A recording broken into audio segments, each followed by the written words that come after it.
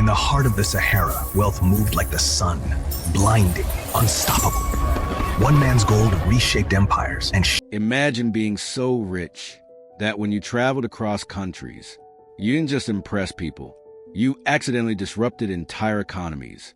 Imagine giving away so much gold that its value collapsed across continents for years. Now imagine this. Historians today still cannot calculate your wealth, not because they lack records, but because your riches were beyond measure. This man existed. His name was Mansa Musa. Before we continue, if you enjoy stories like this, stories they never taught you, take a second to subscribe, because the deeper this story goes, the more it will change how you see history. The year is 1312. In West Africa, a powerful empire was rising, the Mali Empire, stretching across regions that are today part of Mali, Senegal, Guinea, and beyond. This was not a small kingdom. This was one of the most advanced civilizations of its time, and at the center of it was wealth, not ordinary wealth, but control over something the entire world depended on: gold.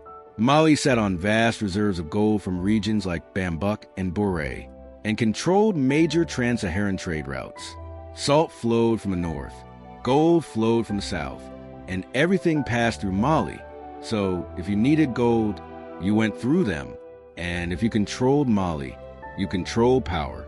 Mansa Musa was born around 1280 into the powerful Keita dynasty.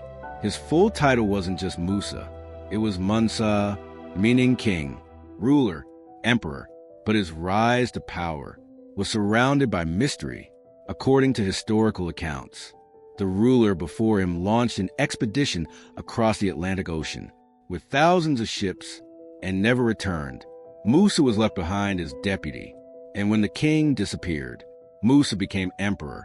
Some believe the story, others believe he may have taken power.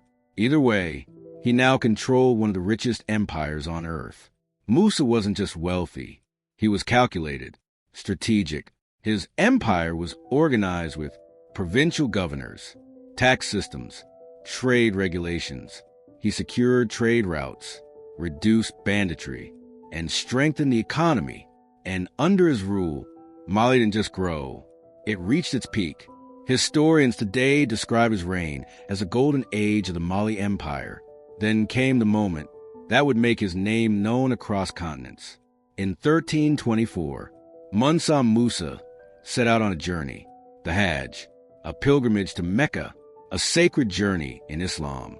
But what he did had never been done before. He didn't travel alone. He traveled with tens of thousands of people, thousands of servants dressed in silk, slaves carrying gold bars, camels loaded with gold dust. This wasn't just a journey. It was a display of power, a message to the world. Mali was not to be ignored. When he arrived in Cairo, everything changed. He gave and gave and gave to the poor, to officials, to strangers. So much gold entered circulation that its value dropped significantly, and the effects lasted for years. Think about that. One man had so much wealth, he affected the economy of an entire region. But this journey wasn't just about wealth. It was spiritual. In Mecca, Mansa Musa removed his royal identity. He dressed like every other pilgrim, equal, humble, and fulfilled one of the most important duties in Islam. But something unexpected happened on the way back. The journey was harsh. Many travelers died. Supplies ran out. And for the first time, Mansa Musa himself ran out of money. He had to borrow from merchants. Even the richest man in history was not immune to reality.